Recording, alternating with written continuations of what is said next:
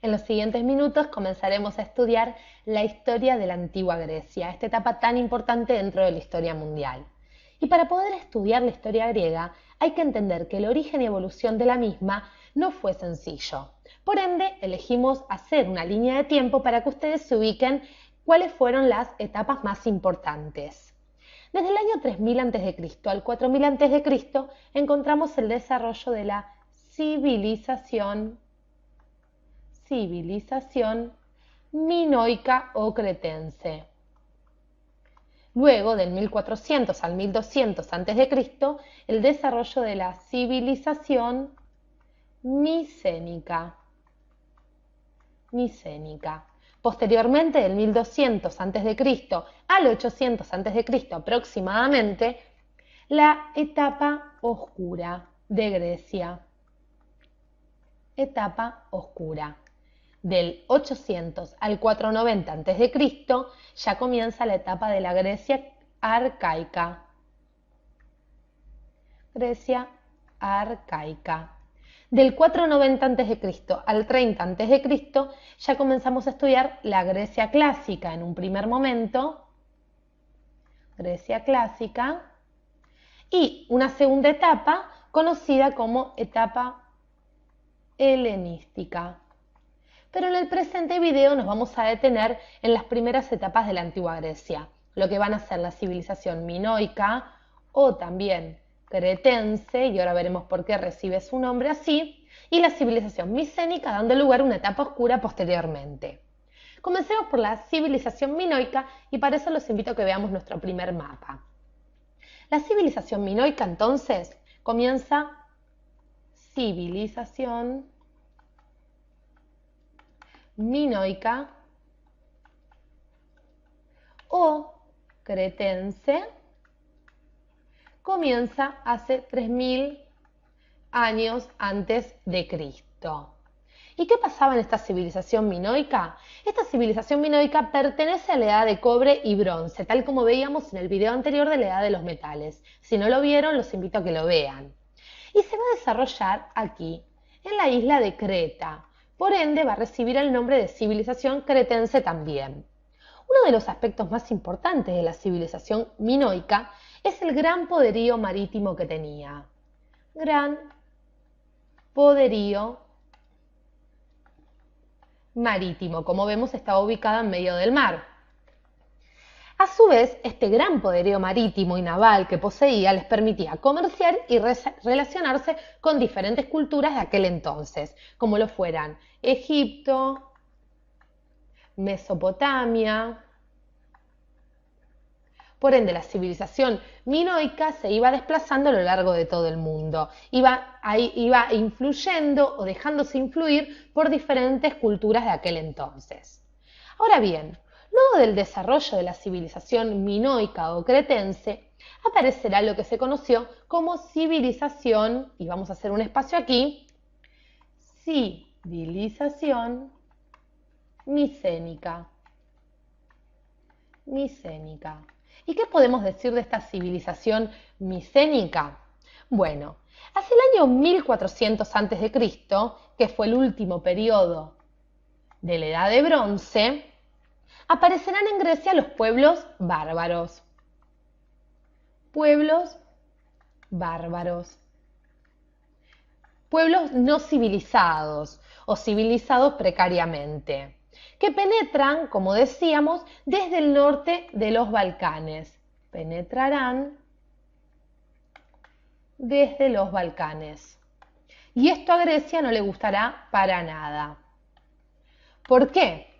Porque uno de esos pueblos bárbaros, llamados aqueos, uno de los pueblos bárbaros para aquel entonces más importantes, van a penetrar, como decíamos, del norte de los Balcanes y se asentarán en la isla de Creta, donde estaban los cretenses, obviamente, de los cuales hablábamos anteriormente. ¿Y qué van a hacer los aqueos? Se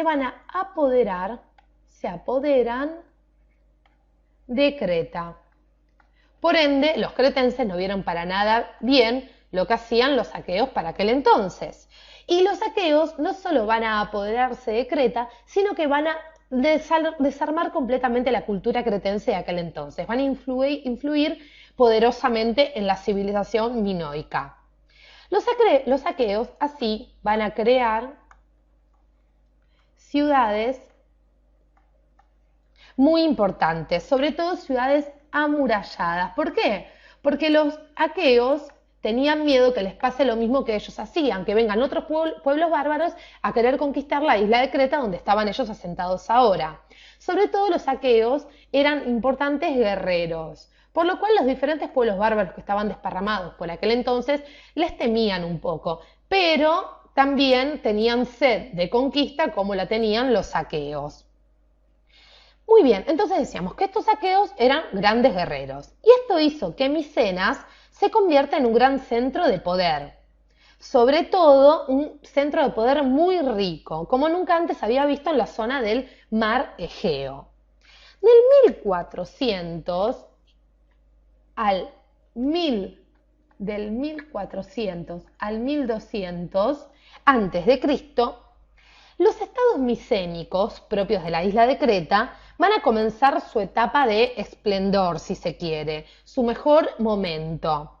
Van a crecer las exportaciones, vamos a poner el mejor momento para ponerlo de alguna manera, ¿sí? Como decíamos, van a crecer las exportaciones y se van a comenzar a ser conocidos en todo el mundo. Pero ¿qué pasaría posteriormente? Nosotros hablábamos que luego de la civilización cretense venía la civilización micénica y posteriormente lo que se conoció como etapa oscura.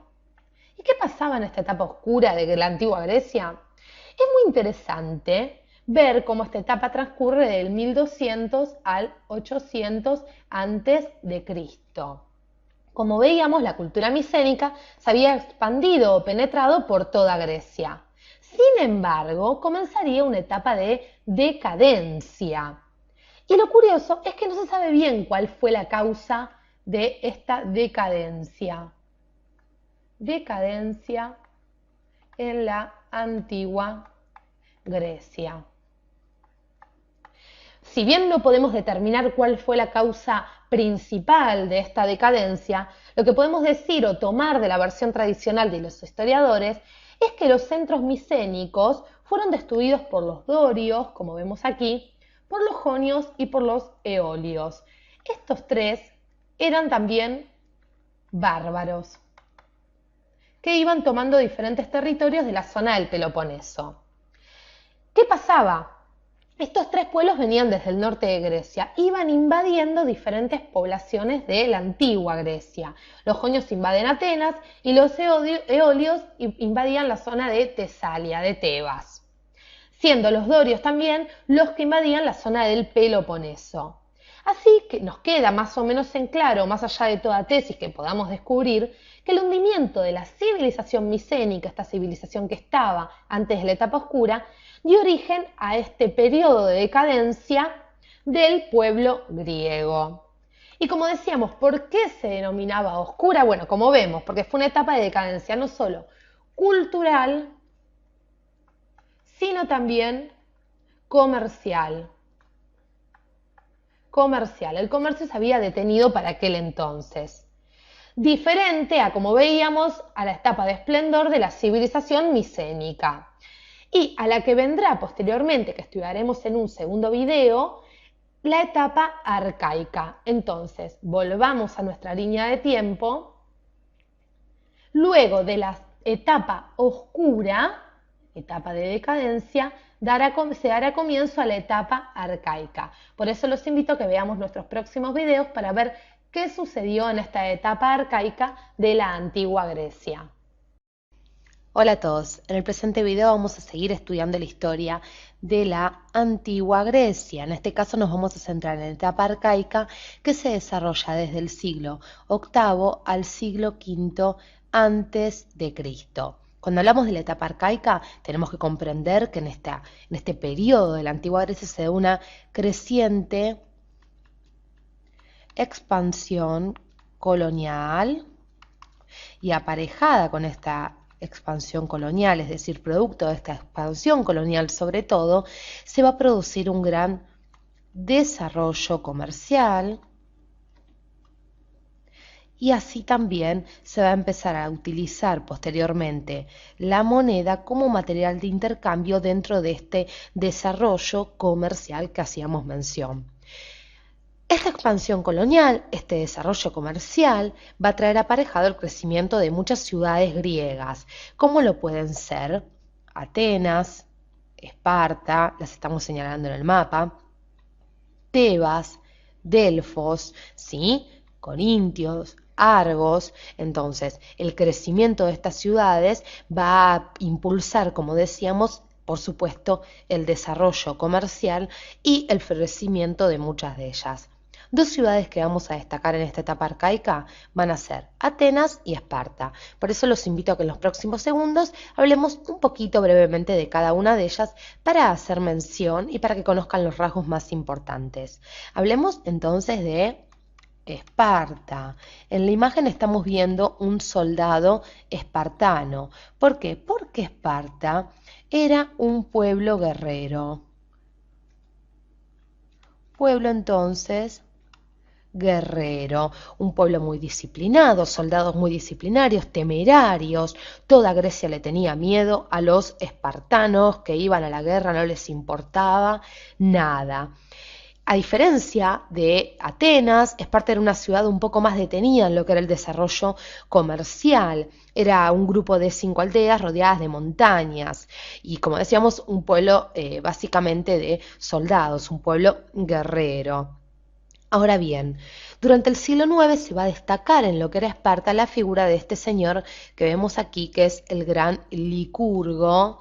Licurgo, les cuento, era un sabio espartano, ¿sí? Que supo dar, gracias a su legislación, una organización, para decirlo de una forma bien sencilla, política a Atenas, es decir, estructuró políticamente, a Esparta, ¿sí? Sigamos con Licurgo, pero hablemos de antes. ¿Por qué? Porque Esparta anteriormente, antes de Licurgo, es decir, estaba gobernada, vamos a ponerlo aquí, Esparta estaba gobernada por dos reyes, pero atentos con esto, porque estos reyes no gobernaban, sino que tan solo reinaban, ¿sí?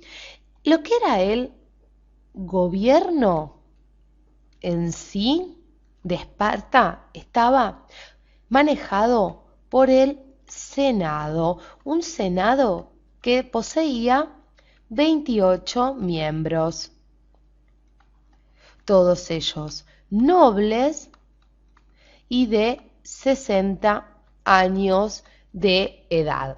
Ahora bien, les cuento que el Senado proponía y redactaba ni más ni menos que las leyes y estas luego se aprobaban en la Asamblea del Pueblo. Muy bien, hecho un repasito por Esparta, ¿qué les parece si nos vamos a hablar un poquito de Atenas? Y antes de destacar esta figura que ya se asoma por debajo, que es la figura de Solón, les cuento que Atenas era una ciudad-estado, vamos a ubicarlo aquí, marítima. Esto significa que el desarrollo comercial de Atenas estaba dado sobre todo por el gran intercambio comercial que había en su puerto. Entonces, cuando hablamos de Atenas, hablamos de un gran desarrollo comercial y cabe decir también cultural. ¿A diferencia de quién? A diferencia de Esparta, como vimos hace algunos segundos. Ahora bien, dos hechos importantes entonces a destacar en lo que es la historia de Atenas en esta etapa arcaica, sobre todo que es la organización y fundación de este imperio marítimo que va a dar impulso y fama a Atenas dentro de la Grecia antigua, y claro está luego la organización de la democracia o gobierno del pueblo por el pueblo mismo posteriormente, ¿sí? Pero antes de hablar de democracia, quiero que resaltemos la figura de Dracón, que fue un gran legislador. Y nos vamos a referir a Dracón, este gran legislador que mediante sus leyes organizó previamente Atenas, porque luego de Dracón lo va a seguir este señor, que es ni más ni menos, como estamos viendo, que Solón. Vamos a quedarnos con la imagen de Solón. Hablamos de Solón, ¿por qué? Porque Solón, sabio, legislador, vamos a ponerlo aquí, dio una constitución a los atenienses.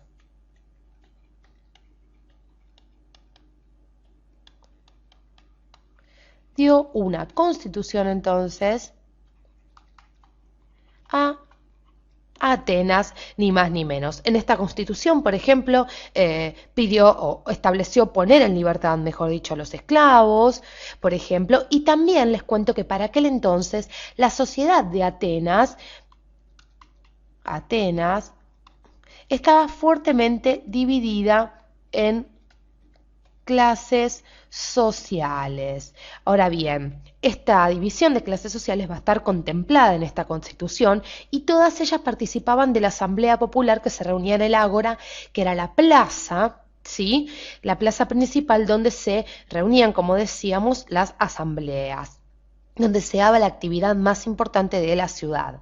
Ahora bien, la Constitución de Solón, les cuento, la estamos marcando, no puso fin, claro está, a esta división, estas diferencias de clases sociales que había en Atenas, pero sin embargo va a aparecer algo muy importante posteriormente, que es la famosa tiranía de Pisístrato, que nosotros queríamos hacer mención, porque puede que en algún libro de historia ustedes la encuentren. Tiranía de Pisístrato. Y hacemos mención a Pisístrato, ¿por qué? Porque él va a conservar durante su gobierno ni más ni menos que la constitución de Solón. Luego de Pisístrato le van a suceder sus hijos, que son Hipias e Hiparco. Para que ustedes se den una idea, por supuesto, si están interesados en que desarrollemos un video con respecto a la tiranía de Pisístrato, lo pueden pedir debajo de este y con gusto lo haremos. Los invitamos a que sigan estudiando los videos de la Grecia antigua para así comprender cómo se van formando las civilizaciones más importantes de la historia mundial. Gracias por acompañarnos hasta aquí. El estudio de la antigua Grecia es muy interesante, como venimos viendo en nuestros diferentes videos. Por ende, vamos a comenzar a ver la etapa posterior al periodo arcaico, que es conocido como Grecia clásica. Grecia clásica. Y cabe destacar que esta época clásica abarca desde el año 500 o 490 a.C. hasta el año 323 a.C., constituyendo un primer periodo final, si se quiere, o de esplendor de la historia de Grecia. Si tenemos que remarcar sucesos importantes en esta época, podemos decir sin lugar a dudas que las llamadas guerras médicas son las más relevantes. Por eso los invito a que pasemos a nuestras imágenes. Las guerras médicas no eran guerras entre doctores, como nos puede indicar su nombre, sino que vamos a ver qué fueron estas luchas tan importantes que se dieron en la antigüedad. Desde mediados del siglo VII antes de Cristo, los jonios de Asia Menor venían evolucionando favorablemente, sobre todo a nivel económico y social. Remarquemos los jonios. Muy bien, sin embargo se va a presentar un problema muy importante. Los persas que venían desde Oriente empezaban a querer conquistar diferentes zonas de Grecia. Quisieron imponer tiranías y además los jonios, cuando vieron esto, ¿qué hicieron? Huyeron hacia Occidente y fundaron nuevas colonias. Entonces básicamente los jonios se achicaron ante el ataque de los persas que querían destruir todo lo que tenían adelante y se van corriendo hacia Occidente y fundan nuevas colonias, como decíamos. Pero aproximadamente en el año 500 antes de Cristo, año en que se desarrollan los primeros gobiernos democráticos en Grecia, los jonios se avivaron y se levantaron contra los persas. Y para eso, ¿qué hicieron? Van a pedir ayuda a los griegos. Entonces, los jonios más los griegos se comienzan a enfrentar a los persas en estas famosas guerras médicas. ¿Qué va a pasar? La guerra, luego de esto, va a seguir durando varios años. Y los persas deciden emprender la conquista de Grecia. Dicen, ya que estos griegos se hicieron los vivos, vamos a conquistar su territorio. Al acabar las guerras médicas, Atenas y las ciudades jonias se comenzaron a hacer más poderosas y terminan ganándole a los persas. Una vez que le ganan a los persas, los jonios y los griegos, que se habían hecho amigos, forman una alianza que se llamó Liga Marítima Délico-Ática. Liga Marítima Délico-Ática. Como decíamos, básicamente, esta era una alianza con sede en la ciudad de Delos que les servía tanto a los jonios como a los griegos unirse para enfrentar futuros ataques persas. Los persas eran incansables. Muy bien, como nosotros remarcábamos, también en este periodo clásico de Grecia, la democracia fue una de las características más importantes. La democracia. El proceso democrático en Grecia fue muy rápido porque las clases populares de aquel entonces habían cambiado de actitud luego de la victoria sobre los persas. Se habían avivado y se habían hecho muy fuertes. Y ahora sí, pasemos ya a nuestra siguiente imagen. ¿Quién es este señor que estamos viendo aquí? Es ni más ni menos que Pericles, uno de los gobernantes más importantes. Pericles fue un importante político ateniense e influyó sobre todo en la década del 490-495 a.C., para cambiar la historia de Grecia para siempre. Cabe destacar que a Pericles le decían el Olímpico, porque tenía una voz muy imponente y era un excelente orador. Por ende, va a ser recordado para siempre en la historia de Grecia. Ahora bien, veamos un poquito cómo es la historia en este periodo. Una vez que asesinan a Efialtes en el 461 a.C., Pericles, 461 a.C., Pericles aprovecha y se consolida en el poder y toma el gobierno de Atenas. Como decíamos, era un gran gobernador ateniense. Va a introducir varias reformas constitucionales, muy importantes para aquel entonces, como uno de los hechos más relevantes de su periodo, dándole más voz o más responsabilidad, si se quiere, al pueblo. Y sacó el privilegio a las clases altas o al consejo aristocrático. Por ende, Pericles fue muy querido por el pueblo griego. De esa forma, Atenas se comenzó a fortalecer, sobre todo gracias a su gobierno democrático, y mantuvo la supremacía sobre el resto de Grecia gracias a que tenía una importante flota naval. Dentro de una de las características más relevantes del siglo de Pericles, como se denominó la etapa en la cual estuvo Pericles en el poder. Ahora bien, es en esta época entonces, como decíamos, en donde Grecia logra la unidad completa entre los pueblos del Egeo. Unidad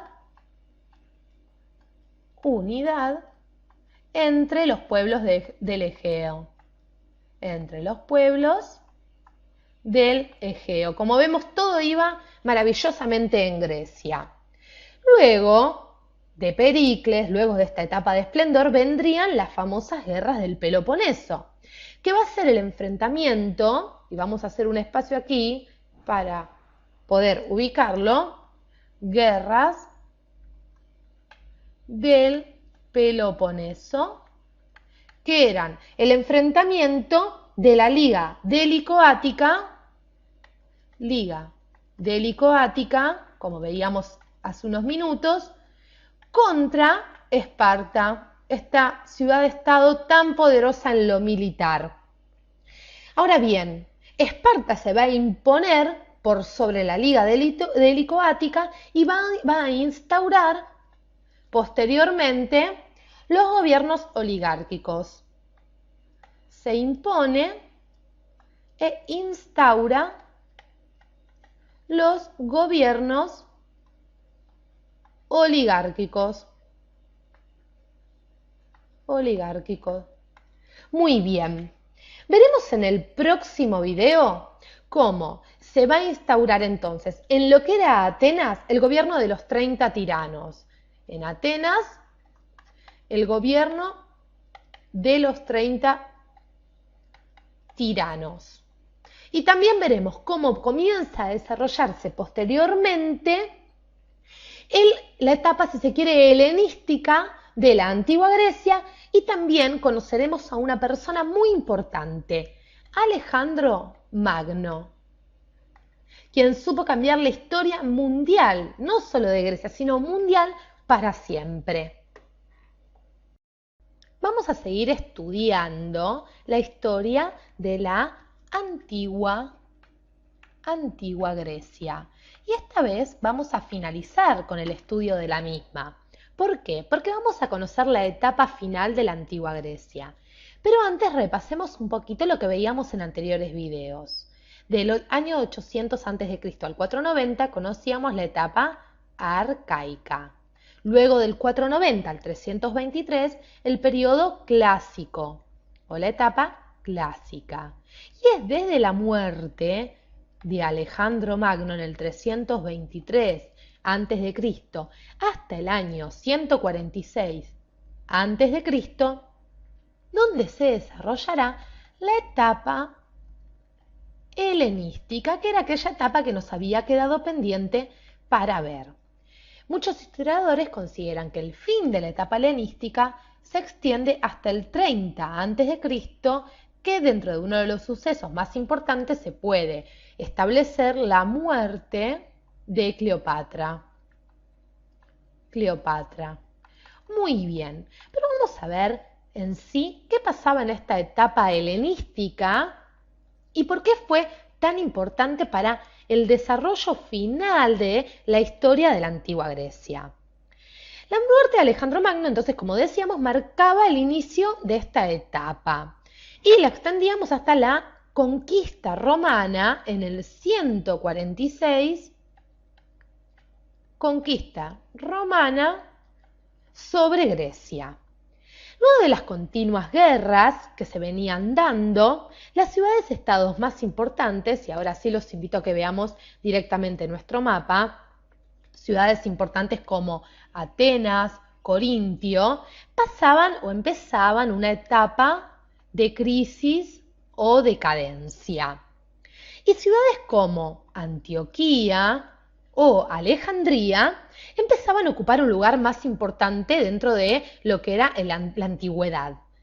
En estas ciudades que comenzaban a resurgir o a hacerse notar, se hablaba, por ejemplo, la lengua griega y la religión era un mix entre Oriente y Occidente. Pero sobre todo hay que remarcar de forma resumida que había una fusión entre las culturas, entre la cultura oriental y occidental.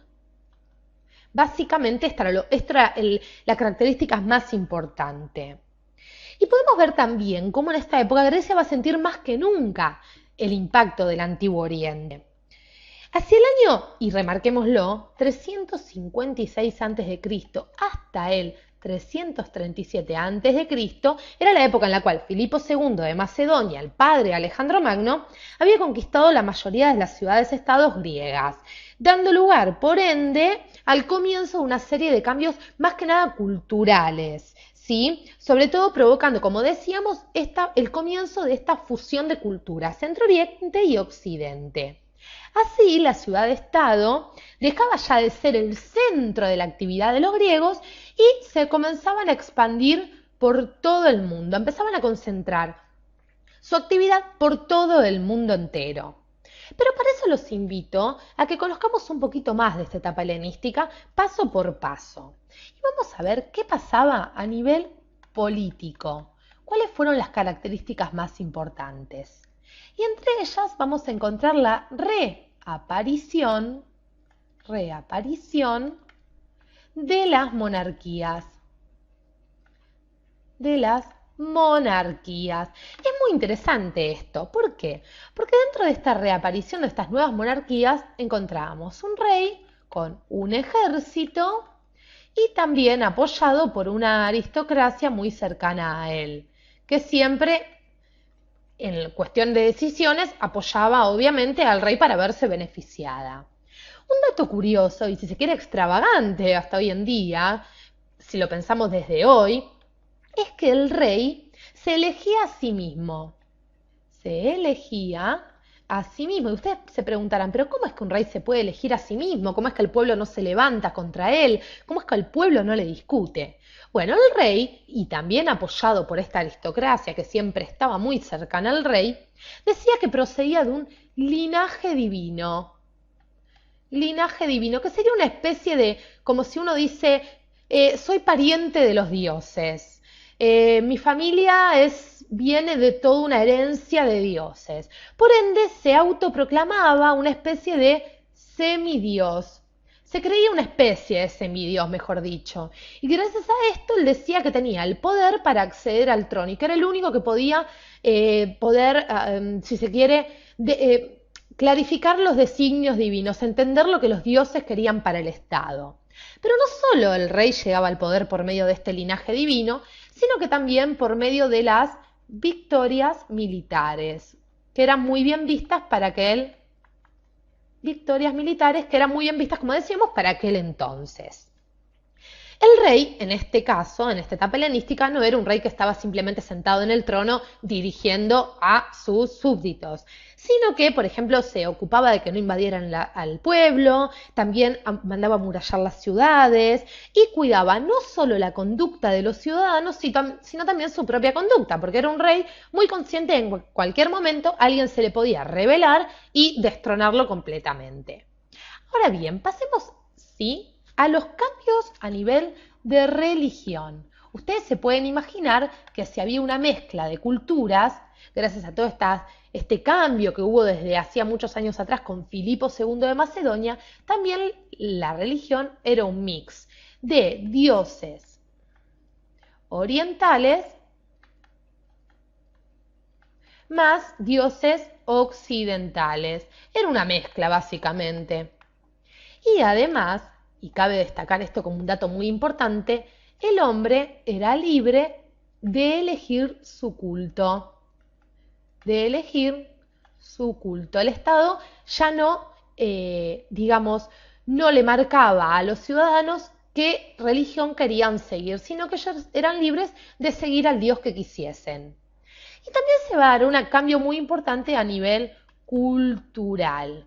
Nosotros veíamos viendo a lo largo de nuestros videos de la historia de la antigua Grecia cómo Atenas era el centro o el motor cultural más importante a lo largo de los años. Pero Atenas va a caer y será Alejandría, esta ciudad fundada por Alejandro Magno, tan importante, quien va a ocupar el lugar de Atenas y donde se va a desarrollar, va a haber un importante desarrollo de la ciencia, una ciencia muy precaria, no como la conocemos hoy en día o inclusive pensándola desde la modernidad. Entonces, teníamos un desarrollo de la ciencia, de la medicina y de las artes, construyéndose también gimnasios, teatros, academias. Hubo como una especie de resurgimiento cultural en Alejandría y en parte también en otras ciudades como Antioquía, que iban ganando espacio como comentábamos anteriormente. Y ahora sí, vamos a finalizar con la historia de la antigua Grecia, volviendo nuevamente a nuestra línea de tiempo, como vemos aquí. Nosotros decíamos que en el año 146 a.C. aparecían, lamentablemente para los griegos, los romanos, conquistando gran parte del territorio. Y es aquí donde los historiadores consideran que se marca el fin de la etapa helenística, e inclusive en el año 30, con la muerte de Cleopatra como suceso relevante, como decíamos al principio, el fin completo de lo que sería el auge de la civilización griega, comenzando posteriormente a destacarse la historia de la antigua Roma, que veremos en próximos videos.